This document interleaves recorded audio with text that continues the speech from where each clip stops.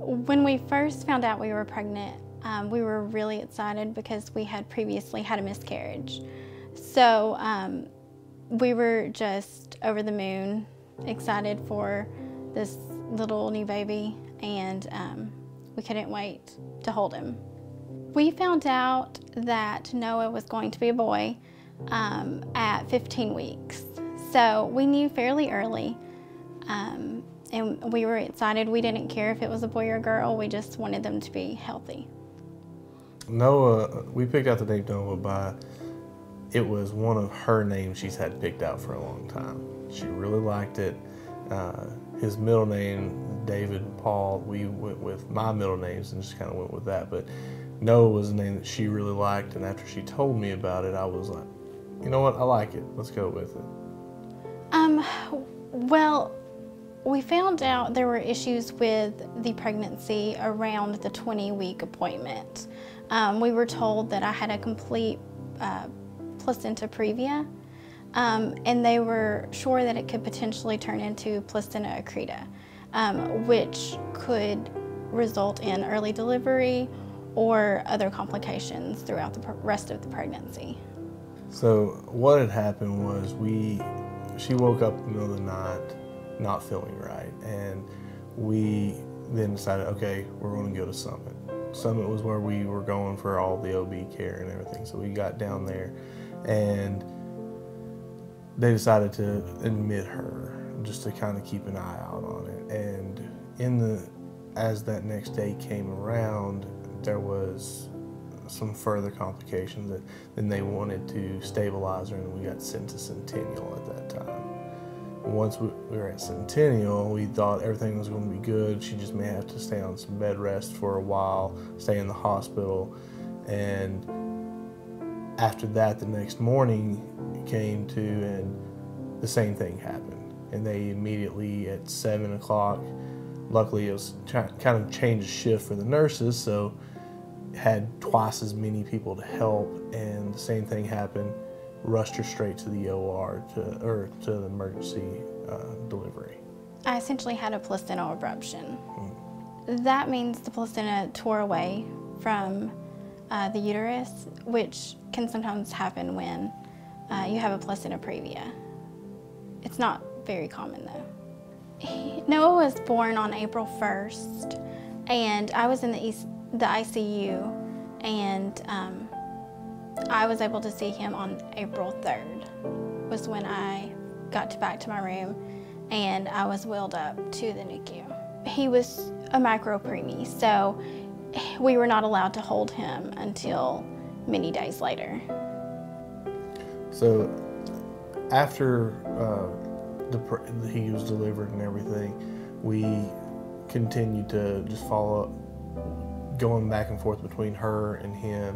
And as it got closer to her being discharged from the hospital, we got really worried as what are we going to do, because Noah's here. We're going to be here every day. We're going to be there with him. We're going to make sure he's got somebody here that loves him and cares for him. So we were constantly wanting to be there. And then that's when the staff came and talked to me about, okay, there's a couple of different options, Ronald McDonald House being one of them. And they told me, let's get your application in, because it could come quick, it could have a wait depending on how many people are here. So we started that process at that point of getting our application in so we could actually be here and be right down the street from him, instead of having to drive back and forth from home at that point. My first impression of the house was the staff was very friendly and very helpful. They showed us around, showed us our room, the kitchen, and I was very impressed, and it was so nice to be so close. It was so nice being able, in such a tragic time, to come back to the house, and meals were already prepared or brought each night, so that we could go into the kitchen and we didn't have to think about what were we going to eat for supper, or where were we going to lay down and go to sleep. We didn't have to think about the essential things that you don't think about in everyday life. so we could solely focus on taking care of our son. The Ronald McDonald House had everything you need: snacks, meals. If you needed to do your laundry, had that. It was nice to not have to think about those things. If someone is sitting at home and wondering if they should pick up the phone, I would say that I've been there. I watch the telecast every year, and I've heard the tragic stories, and I never thought I needed it. I never thought I would be in a situation where I would need the Ronald McDonald House, but it happened, and I'm so glad that there was a place that was there for us.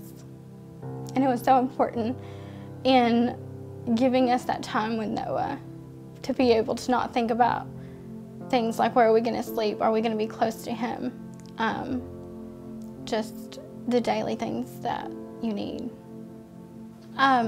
It was really every year for our family, I make photo books. And so after we had went home and after a few months had passed, I wanted to make a book solely for Noah, to chronicle our journey. And it was just really important for me to be able to have something for our family and for ourselves. And we now have a 2.5-year-old, and we want to be able to show him his brother.